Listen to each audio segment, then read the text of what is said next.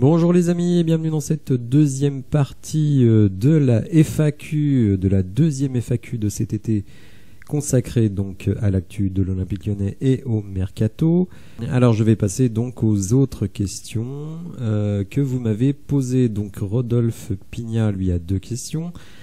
Avant tout, merci pour le contenu régulier et qualitatif que tu fais, tes capacités à argumenter avec pédagogie face aux critiques. D'après toi, qu'est-ce qui a bloqué avec Umtiti ? Ne penses-tu pas qu'il faut comprendre la déclaration Cucci comme nous ne vendrons plus nos meilleurs joueurs s'il leur reste plus d'1 an de contrat, et non, nous ne vendrons plus nos meilleurs joueurs quoi qu'il en soit? Alors c'est une très bonne question, la deuxième. Pour Umtiti, je pense que l'OL ne croit tout simplement pas que le joueur soit en condition athlétique suffisante, que son genou soit suffisamment remis pour qu'il puisse nous être utile. Visiblement, le LOSC a considéré différemment. Après, est-ce qu'il n'y avait pas aussi la volonté de ne pas faire revenir systématiquement des anciens du club, notamment quand on voit ce qui se passe avec Tolisso? Alors Lacazette, c'est une réussite, mais Tolisso, pas du tout. Donc je pense que c'est sans doute la combinaison de ces 2 éléments-là, c'est-à-dire de se dire on ne doit pas faire venir un joueur parce que c'est un national lyonnais, on doit faire venir un joueur si on pense qu'il peut nous être utile.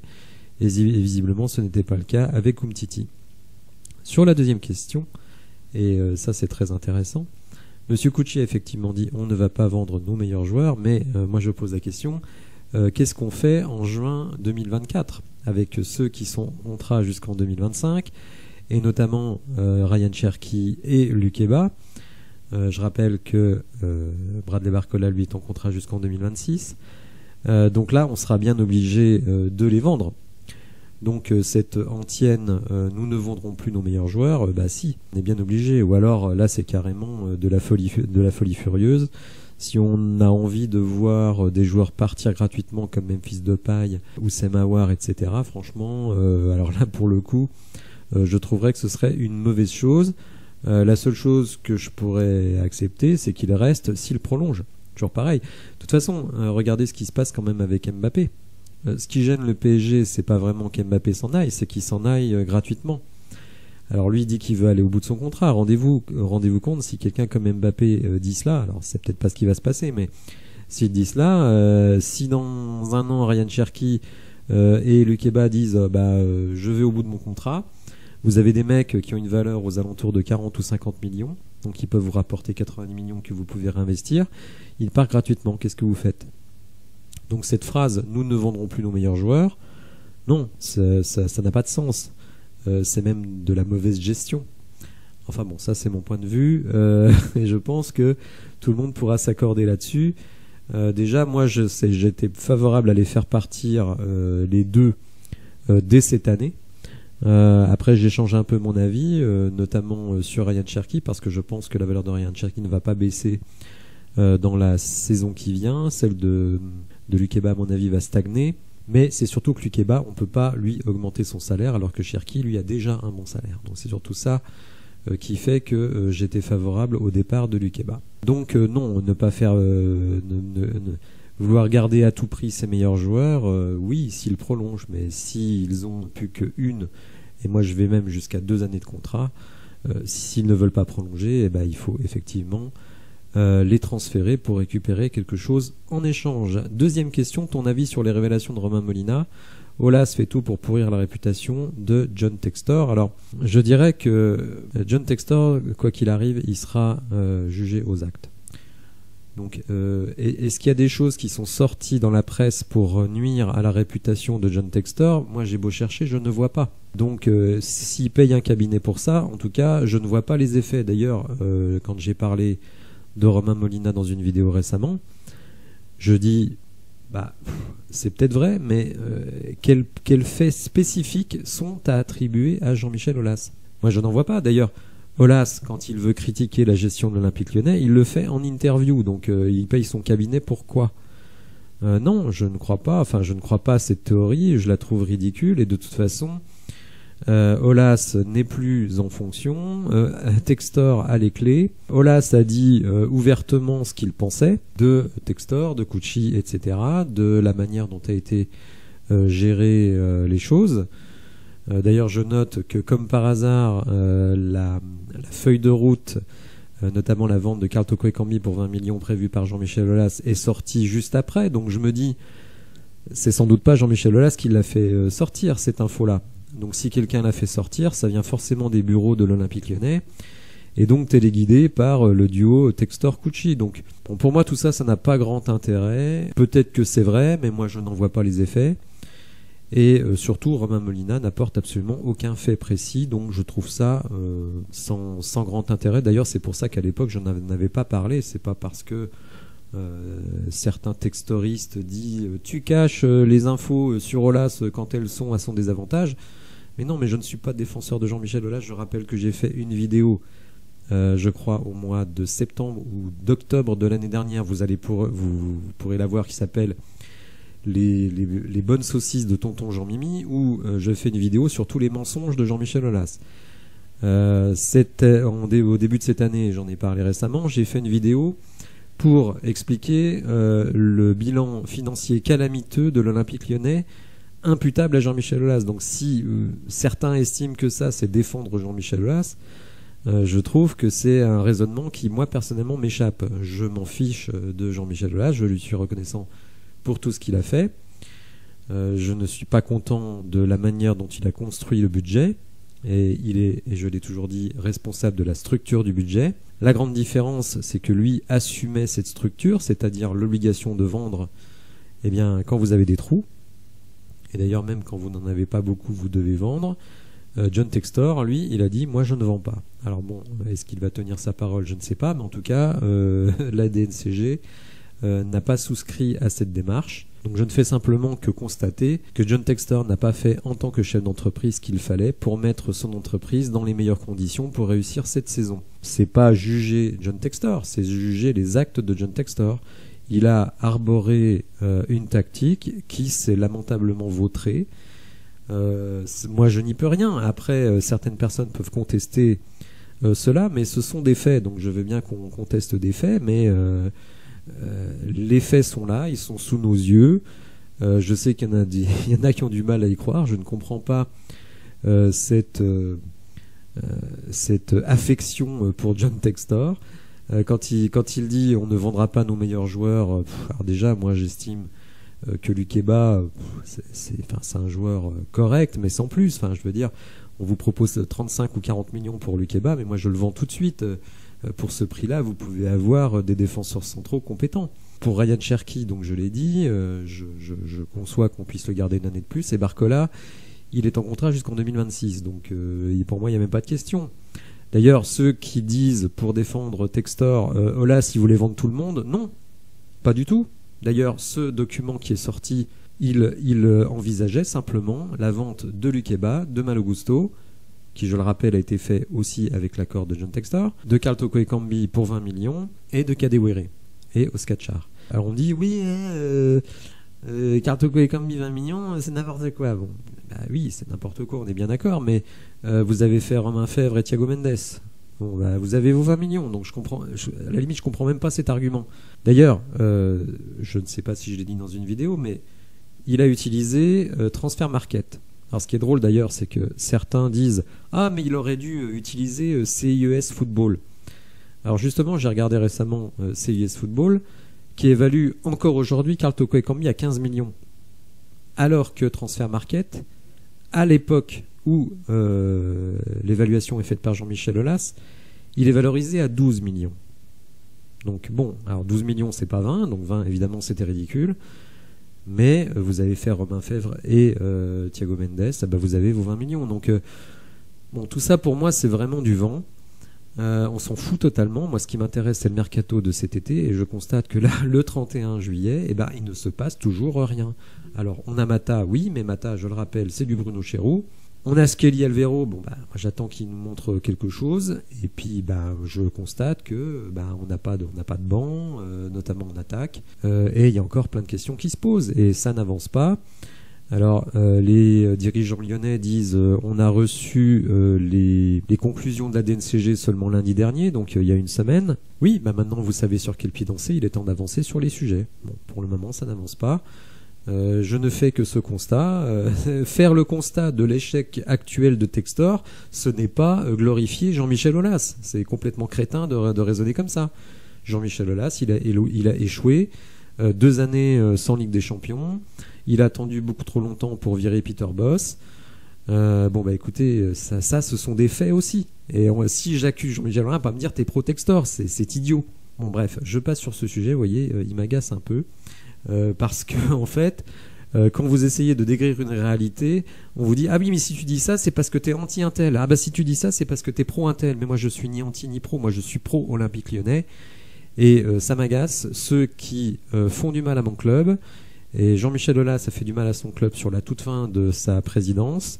Et pour le moment, bah, ceux qui font du mal, ça reste quand même Monsieur Textor et Monsieur Cucci, qui ont été absolument incapables, alors qu'ils ont été rappelés à l'ordre plusieurs fois, de faire passer un budget correct auprès de la DNCG. Et aujourd'hui, on ne peut plus recruter, ou tout du moins à minima. Et comme je l'ai dit dans la première partie de la FAQ, avec ce recrutement à minima, eh bien, à mon avis, nous n'avons aucune marge pour finir, je dirais, top 4. Top 3, je n'y compte même pas, hein, je vous le dis tout de suite. Pour moi, le PSG, Marseille et Rennes, c'est supérieur. Il n'y a même pas photo.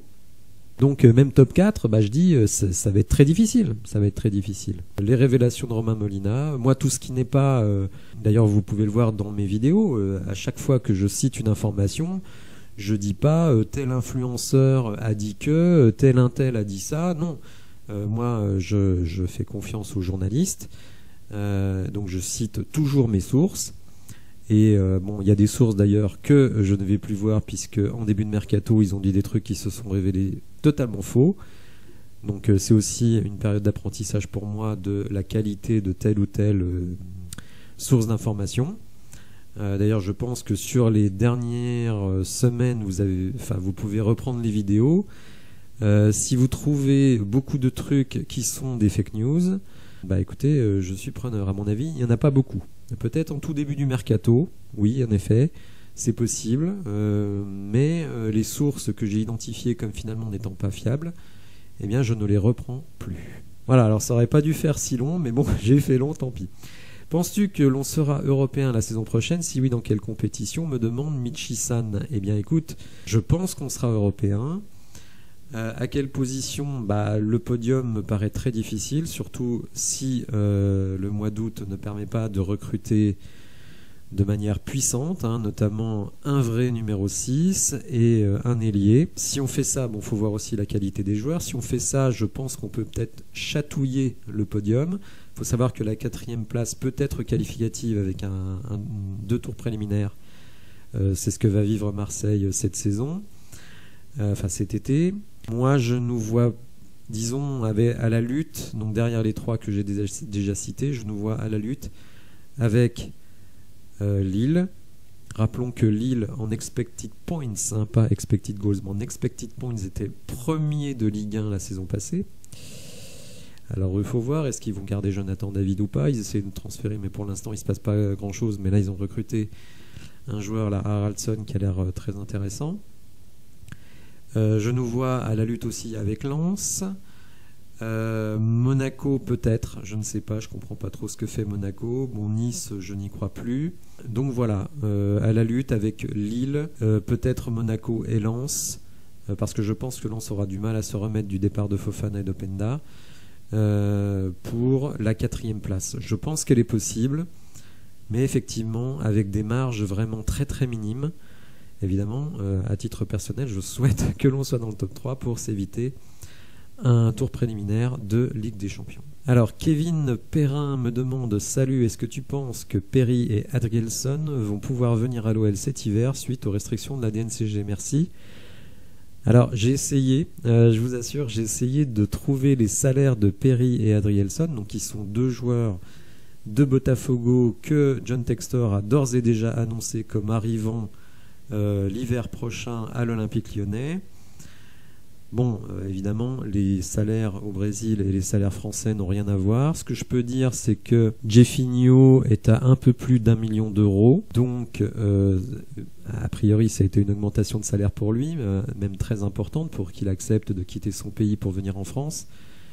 Donc je pense que Perry et Adrielson seront aussi aux alentours de 1 million d'euros. Donc ça ne me paraît pas être un frein, les restrictions de la DNCG pour l'arrivée de ces deux joueurs. Salut Teddy, les joueurs recrutés en Ligue 1, Ligue 2 sont-ils encore OL compatibles? Alors excuse-moi Steven, je t'ai demandé de préciser ta question, maintenant quand je la relis je la comprends mieux avec ton explication. Alors je dirais que oui, puisque Kelly Alvero vient de Ligue 2, ce qui nous coince quand même pas mal cette saison, c'est que les restrictions de la DNCG fait que même en Ligue 1, est-ce qu'on peut payer des transferts du niveau Ligue 1? Regardez par exemple Enzo Lefebvre qui est à plus de 20 millions, Ludovic Blas 15 millions, ces mecs-là on peut pas les avoir. Donc pour le moment en tout cas, tout du moins cette année, on ne peut pas aller recruter Ligue 1, Ligue 2. Alors oui, Ligue 2 on pourrait, mais Ligue 1 ça paraît difficile, ou alors vraiment des espoirs. Je rappelle, je crois que Koumbedi c'est 1 million, donc un petit jeune comme ça qui a plus qu'un an de contrat, qu'on a repéré, c'est possible, mais on va dire des joueurs, on va dire référencés Ligue 1, cette année en tout cas, ça ne me paraît pas possible. Alors malheureusement, encore une fois, je n'ai pas le nom de la personne, je ne sais pas pourquoi ça apparaît comme ça. Donc désolé pour l'abonné qui finalement n'apparaît pas. Question, si tu sais, OLTV est une chaîne financée par le club ou c'est une chaîne indépendante, quel club a encore une chaîne à elle en Ligue 1? Alors, oui, l'OLTV, qui en plus maintenant s'appelle l'OL Play. Je suis allé sur Wikipédia et donc ça appartient à une boîte qui s'appelle OL Images, vous voyez ici. Donc effectivement, elle appartient au club. Néanmoins, je dois dire que pour une chaîne de club, je trouve que déjà ils donnent la parole aux supporters. Alors certes, ils choisissent quand même un peu les mecs qui passent à l'antenne, mais moi j'ai entendu des critiques quand même assez véhémentes parfois, et notamment notre collègue et ami Julien Legon qui passait dans OL Night System. Donc vous vous doutez bien que ça n'y allait pas avec le dos de la cuillère. Pareil, quand les matchs sont vraiment pas bons, quand il y a des questions à se poser, même tactiques, sur les joueurs qui jouent, qui ne jouent pas, je trouve qu'ils sont plutôt courageux. Alors là, c'est moi qui vais vous poser une question à vous, ceux qui m'écoutent, et si vous savez ce qu'est devenu Bart, puisque je ne le vois plus, il est dans le générique de OL Night System, mais par contre il est plus dans l'émission, donc je ne sais pas trop ce qui se passe. Donc si vous avez une info sur le sujet, je suis preneur. Est-ce qu'il y a d'autres clubs qui ont une chaîne en Ligue 1? Alors si je voulais faire un peu de mauvaise foi, je dirais que beIN Sport c'est la chaîne du Paris Saint-Germain, que Canal+, c'est la chaîne du Paris Saint-Germain, que RMC, c'est la chaîne du Paris Saint-Germain.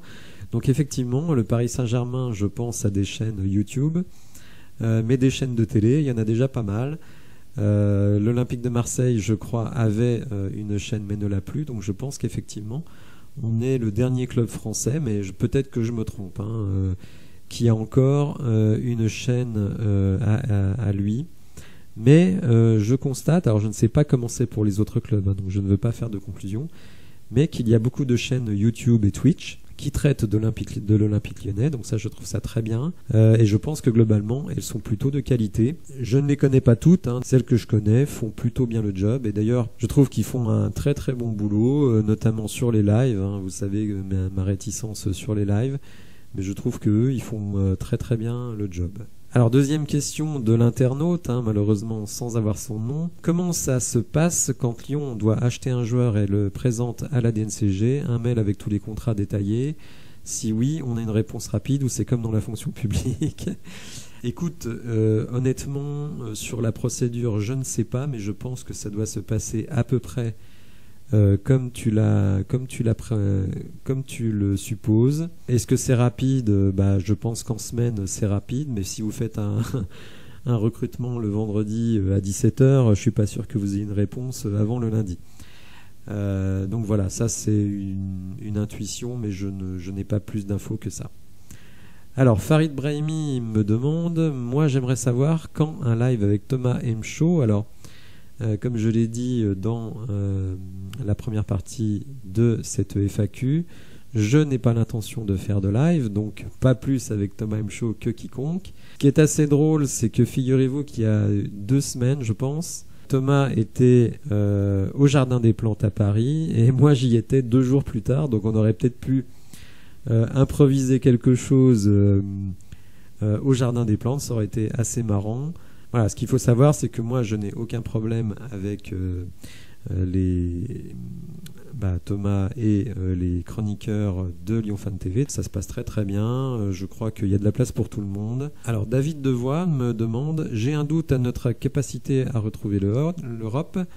Hâte de voir l'équipe type pour se faire une idée, mais ça s'annonce pour le moment pas très réjouissant. Bon, c'est pas vraiment une question, mais bon, je dirais que moi j'ai pas de doute qu'on puisse retrouver l'Europe dès lors qu'il y aura 6 places potentielles, ce qui est énorme, et puis même évidemment la Coupe de France. Donc ça fait, on va dire, pas mal d'opportunités d'aller en Europe. Alors après, pour la Ligue des Champions, comme je l'ai dit, ça me paraît très tendu. La Ligue Europa, la Conference League, ça me paraît totalement à la portée de l'Olympique Lyonnais. Bon, je crois qu'on va avoir une saison sans doute difficile, notamment avec les restrictions de la DNCG, mais je pense que la saison prochaine, il y a beaucoup de choses qui vont se débloquer. On va récupérer énormément de liquidités, comme je l'ai dit, le transfert de Ryan Cherki et de Lukeba, la vente de Loël Reine, qui cette fois sera effective. On aura encore un versement de CVC, donc à 35 millions. Il va y avoir des choses intéressantes. Si on se qualifie pour la Ligue des Champions, c'est encore 60 millions de plus dans les caisses. Donc ça, on arrive, quand on cumule tout ça, à 180 ou 200 millions. Donc vous voyez que bon, les perspectives ne sont pas du tout négatives. Et là où je louerais, et notez-le bien parce que ça n'arrivera pas souvent, l'équipe Textor Cucci, c'est cette volonté de garder les meilleurs joueurs, avec les restrictions, notamment avec la durée des contrats, de garder les meilleurs joueurs et d'éloigner ceux qui ne sont plus dans le projet et qui, en plus, nous prennent de la place dans la masse salariale. Je pense année difficile, mais je pense que la saison prochaine, il y a vraiment moyen de retrouver un Olympique Lyonnais ambitieux.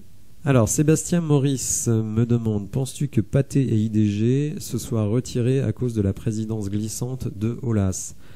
Alors, c'est possible parce qu'effectivement, n'importe qui a un petit peu de connaissances comptables, il prend un budget de l'Olympique Lyonnais. Honnêtement, il a les boules. C'est très effrayant puisqu'on voit qu'un tiers du budget tient à la qualification ou non à la Ligue des Champions et à la vente de joueurs. Donc évidemment, c'est un risque absolument colossal. Mais par contre, je pense que ce n'est pas du tout le seul élément. Et je pense même que c'est peut-être un élément accessoire. Parce qu'en fait, Pathé, vous le savez, possède évidemment des chaînes de cinéma, des chaînes, je dirais, de cinéma physique, hein, et qu'il y a une crise du cinéma, et donc ils avaient envie de récupérer de l'argent en vendant les parts. D'une certaine manière, Pathé n'a rien à faire dans un club de foot. IDG, donc investissement chinois, pareil. Les Chinois se sont beaucoup désengagés du foot européen.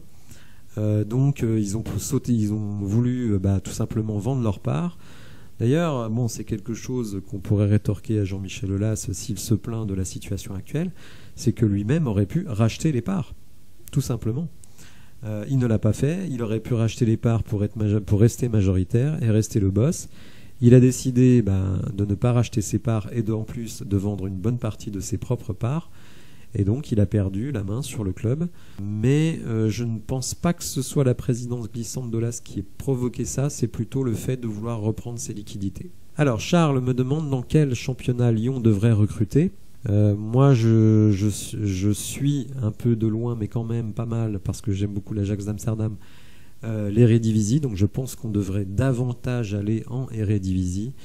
Je trouve qu'on ne le fait pas assez, et d'ailleurs ce qui me frustre, c'est que moi j'étais vraiment favorable à l'arrivée de Tyrell Malacia, et je vois qu'il ne joue quasiment jamais à Manchester United, donc je suis très frustré par rapport à ça, parce que je pense que c'est un prospect extrêmement intéressant, et je pense aussi qu'il faudrait aller en Asie, le Japon, la Corée du Sud. Je pense qu'il y a des joueurs vraiment très très intéressants. La difficulté pour eux, c'est que ce sont des pays où on ne parle pas de langue étrangère, donc ils connaissent très mal l'anglais, donc je pense qu'il peut y avoir des problèmes d'adaptation. Bon, après, on sait, c'est des gens extrêmement discipliné, mais bon, je pense qu'il peut avoir des problèmes d'adaptation. Alors que l'Eredivisie, bon, alors effectivement, ils parlent tous anglais, donc normalement, ça ne devrait pas poser de problème d'intégration. Donc pour moi, essentiellement, l'Eredivisie, alors vous me direz, Amin Sarr vient d'Eredivisie, on voit ce que ça donne, mais malgré tout, je pense qu'il y a des joueurs intéressants donc, en Eredivisie, championnat des Pays-Bas, et dans les pays asiatiques, Corée du Sud et Japon, avec des joueurs évidemment avec des gabarits qu'on voit moins qu'en Eredivisie, mais rapide, très technique, donc je trouve ça intéressant. D'ailleurs, j'étais vraiment favorable à l'arrivée de Nakamura, qui à mon avis aurait vraiment été idéal dans l'aile gauche. Alors, Élisée Koulibaly, alors un prénom vraiment étonnant pour nous, mais très joli. C'est une super idée de faire plusieurs vidéos, et en plus courte. Force à toi, bon taf. Bon, il n'y a pas vraiment de question, mais un compliment, je ne vais pas cracher dessus. Alors, Clem me demande, que penses-tu de notre situation si tu étais président, si j'étais président, que ferais-tu? Alors, déjà, qu'est-ce que j'aurais fait? J'aurais effectivement eu comme ambition de réformer la structure de notre budget pour avoir beaucoup moins de salaires importants, puisque notre masse salariale est vraiment délirante. Mais j'aurais pas fait ça sur une saison, j'aurais fait ça sur 3 saisons, donc en attendant 2025. Je l'aurais baissé petit à petit. J'aurais transféré Tagliafico, qui est un très gros salaire, 4,5 millions, donc c'est énorme. J'aurais transféré aussi Lukeba, pas pour le salaire, mais pour le prix du transfert. Ce qu'il faut savoir, c'est que en transférant Lukeba, on faisait passer notre budget, et derrière, on avait une latitude beaucoup plus importante pour faire du recrutement. Donc évidemment, j'aurais absolument tout mis pour avoir Elias Kiri, je vous promets, c'est la dernière fois que j'en parle. Donc j'aurais fait vraiment le maximum pour avoir Elias Kiri. Donc je serais allé chercher évidemment un défenseur central. Bon, la Piscaletta de charme, moi, me choque pas. Je sais que certains supporters sont agacés parce que le mec a fait des doigts d'honneur aux supporters lyonnais, mais c'était sous le maillot de Marseille, donc bon. Moi, ça fait partie du folklore du foot. Et je serais allé chercher un top ailier. Alors moi, j'aime beaucoup David Neres, j'aime beaucoup Irving Lozano, mais je trouve que Nakamura à un prix accessible, franchement, c'était pas mal du tout. Donc voilà, j'aurais gardé, on va dire, le corps de l'équipe. J'aurais transféré aussi Johan Le Penant. Ça nous aurait rapporté entre 8 et 10 millions, donc ça aurait été intéressant. J'aurais gardé Laurent Blanc comme coach. Moi, je n'étais pas un anti-Chérou, donc je vois pas pourquoi j'aurais viré Chérou dès lors qu'il aurait proposé des pistes que voulait Laurent Blanc. Hein. J'aurais laissé toute l'attitude au duo Blanc-Chérou pour faire le recrutement. Ça m'aurait peut-être valu des récriminations de la part des supporters, mais ce n'est pas grave. Je pense que les supporters auraient tout accepté dès lors que les résultats commençaient à s'améliorer. Et je pense qu'avec une base de l'équipe de la saison passée, avec les recrues que j'ai évoquées, je pense qu'on aurait eu une équipe vraiment intéressante, pas top 3 sûr, mais avec plus de garantie de pouvoir finir dans le top 3 que l'équipe qui se dessine à l'heure actuelle. Alors Guillaume me demande, salut, ça va, tu penses que Aulas est en train de détruire Lyon? Alors non, non, il n'est pas en train de détruire Lyon. Il a fait, c'est vrai que c'est controversé, hein, le tournant du grand stade, plus l'OL Valley, etc. Donc c'est des investissements pour l'avenir, plus la salle de l'Asvel, tout ça c'est des investissements pour l'avenir. Mais force est de constater que ça nous a et ça nous bride encore énormément dans le présent. Le Covid n'a pas aidé, hein, on va pas se mentir, le Covid n'a pas aidé. Si on n'avait pas eu le Covid, on aurait quasiment fini de payer le stade, donc évidemment des charges beaucoup moins importantes, et donc peut-être qu'on aurait commencé à réussir à redevenir un club ambitieux. Le Covid nous a retardé de 2 ou 3 ans, faut pas se mentir. Moi, je pense que pour l'Olympique Lyonnais, sur du long terme, j'insiste sur du long terme, le Grand Stade et l'OL Valley c'est très bien, mais c'est vrai que dans le court terme, ça limite nos ambitions, ça c'est une évidence. Voilà, alors les autres interventions ne sont pas vraiment des questions, mais plutôt des commentaires, hein, donc je ne vais pas rebondir dessus. Je vais vous remercier, évidemment, pour toutes les questions que vous avez posées. Merci également pour toutes les personnes qui se sont abonnées récemment, et puis évidemment tous les abonnés, hein, c'est ce qui donne énormément de force pour continuer à vous proposer du contenu qui, je l'espère, est intéressant. Si vous avez aimé la vidéo, n'hésitez pas à la liker, à vous abonner à la chaîne, et je vous dis à bientôt pour de nouvelles infos. Merci, au revoir.